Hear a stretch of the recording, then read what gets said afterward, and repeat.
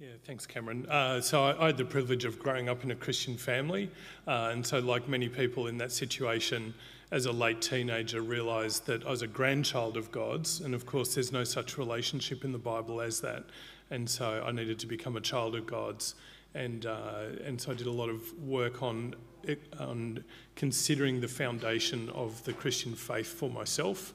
And after that, of course, found that there's just such a substantial foundation we stand on as Christians. It's beyond question. And so since then, have looked to take my faith seriously and live it out in what I do. So I've worked for 30 years in financial services, I have so far, so a range of different experiences and companies. So I've worked in global banks, including some time in the UK, and in various roles, including into line management, then executive leadership as well. My last corporate job was as CEO of a division for one of the banks, one of the global banks in Australia, with a team of over 400 people, yeah. So working a secular job in big teams, lots of money involved, you can imagine it's not an environment filled with Christians excited to share the gospel. I suppose what was it like being a Christian in this environment? Yeah, so as a Christian in a modern work environment, especially a secular work environment, it's just not socially acceptable to talk about religion at all. And so that's been true all through my corporate career. I think I must have been a rather brash young 20-year-old when I started, because I don't know what I did, but I remember one of my team sitting me down and saying, "David, you just got to stop talking about Christianity. Like, we just don't talk about religion at work." And so you go, okay, there you go. Yeah, were there any instances or situations where you were able to show the light of Jesus in your work environment? Yeah, thanks, Cameron.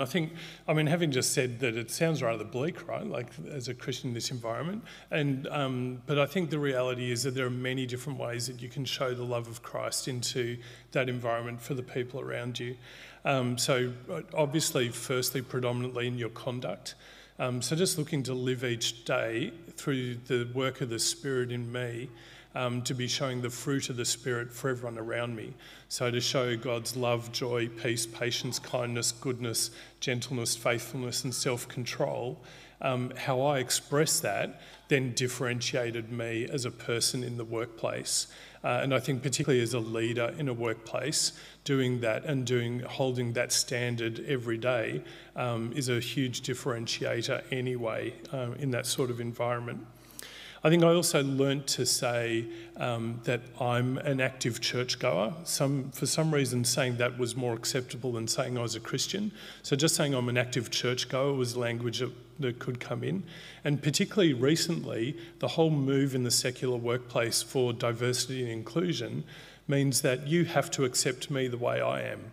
And so if I'm an active churchgoer, I can stand on that, and that's okay. And I'm not saying anything about you, but you've got to accept me for that. And so I found that an interesting way to change the discussion. And then I thought I'd just share two examples of where that crystallised, I guess, into different ways I could have conversations with people in my workplace. As you can see, from that sort of approach, it meant that most of my team, especially my direct team, knew that I was a Christian, and one person in particular I'm thinking of, we had interesting conversations probably over 4 or 5 years, and then that person moved to another company, and had obviously met another Christian person there, and I caught up with them, and they said, "Look, there's been something about you, David, and this other person, and I just need to understand it better." And so they started going to church to try and find out what was going on with these Christian people that they knew. I caught up with them recently, and they've stopped going to church. That was just too much of a habit to break in terms of Sundays, and that's okay. But we had a really interesting discussion about death and what happens after death, after we each die. So we'll see how that conversation continues in the future with God's Spirit working in their life.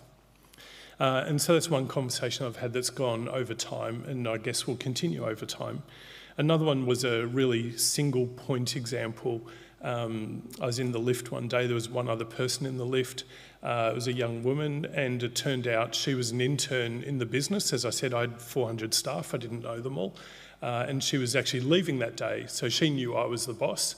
And she just said, look, I'd love to have a conversation with you. I go, okay, fair enough. I had a bit of time. So I said, why not? So sat down with her, and it turned out that she wanted to have an impact on the world. And, you know, she's an intern, so she'd be in her early 20s. She wanted to have an impact on the world like Richard Branson. And I just thought, wow, that's so oppressive to put that expectation on yourself that that's what you aspire to. So that led to a really interesting conversation together about what it is to actually live a good life and what that could be. And towards the end of the conversation, she said, what is it that motivates me to do that? And I said, well, I'm a Christian. So my motivation is living my life.